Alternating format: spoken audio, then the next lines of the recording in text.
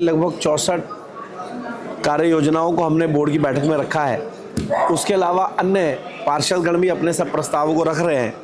प्रमुख रूप से हमने जो हमारा राष्ट्रीय स्वयंसेवक संघ है उसके 100 वर्ष पूर्ण होने पर हमने डॉक्टर केशव बालीराम हेडगवार जी के नाम से काशीपुर बाईपास का नाम बदलने का निर्णय लिया है। इसके साथ ही हमने बहुत सारे महापुरुषों के नाम से शहर में विभिन्न द्वारों को बनाने का निर्णय लिया है और शहर के समस्त पार्कों को सुधार और उनका उच्चीकरण का हमने निर्णय लिया है।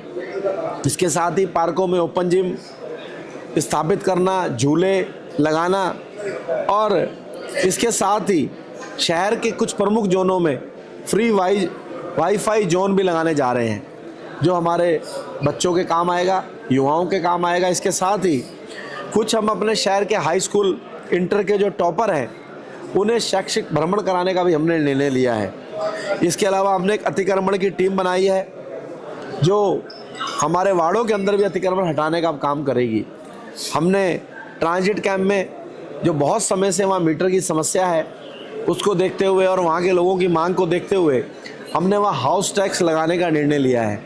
इसके साथ ही जो बहुत समय से हाउस टैक्स ट्रांसफ़र का काम बंद था उसको भी शुरू करने का हमने निर्णय लिया है।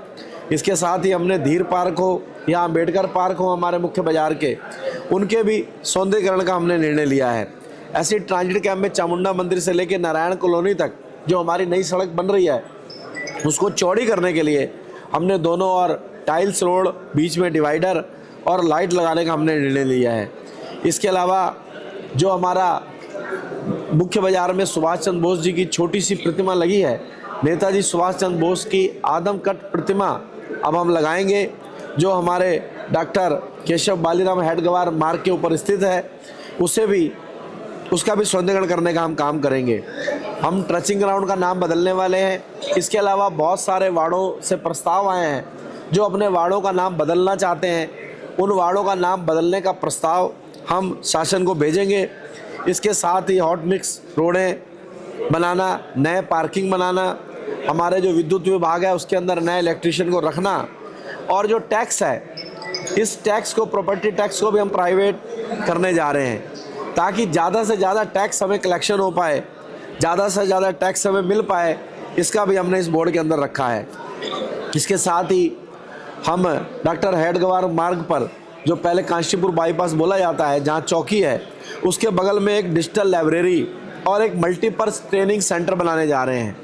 उसके अलावा रामपुरा के अंदर भी एक डिजिटल लाइब्रेरी और मल्टीपल ट्रेनिंग सेंटर हम खोलेंगे और इसके साथ हमारे जो आयुष्मान केंद्र बन रहे हैं उनको भी हम खोलने का काम करेंगे।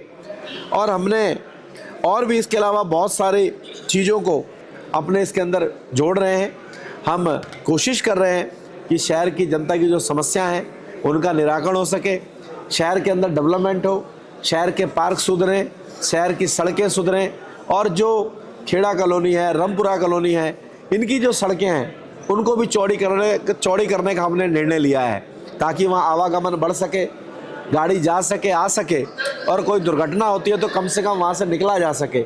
तो हम खेड़ा, रामपुरा इन सड़कों का अतिक्रमण मुक्त करके इनको भी चौड़ा करने का काम करेंगे और शहर में विभिन्न जो लिंक मार्ग हैं जिनको सही करके हम यातायात को कम कर सकते हैं या आगे बढ़ा सकते हैं उनका हम प्रयास करेंगे।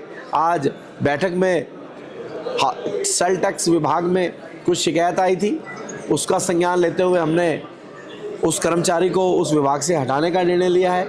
ऐसे ही जन्म मृत्यु प्रमाण पत्र में एक पार्षद के साथ, बहुत ही सीनियर पार्षद है, हमारे एक कर्मचारी के द्वारा गलत व्यवहार करने की शिकायत आई थी, उसको भी हमने वहाँ से हटाने का और उनसे स्पष्टीकरण मांगा गया है।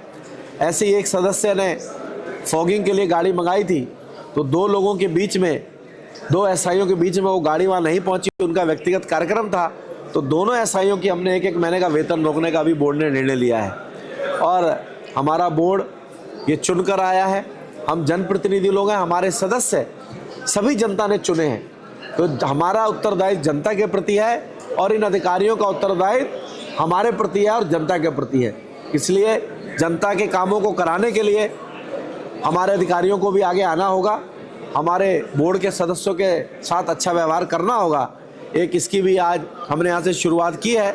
और जो विभाग नगर निगम को सहयोग नहीं कर पा रहे हैं, जो विभाग हमारे सदस्यों को सहयोग नहीं कर पा रहे हैं, इसकी भी जानकारी हम माननीय मुख्यमंत्री जी तक पहुँचाएंगे, ताकि जो माननीय मुख्यमंत्री जी की परिकल्पना है कि ये शहर, ये उत्तराखंड नंबर 1 बने, रुद्रपुर नंबर 1 बने, वो तभी नंबर 1 बनेगा जब हम मूलभूत सुविधाओं को जन जन तक पहुंचा पाएंगे।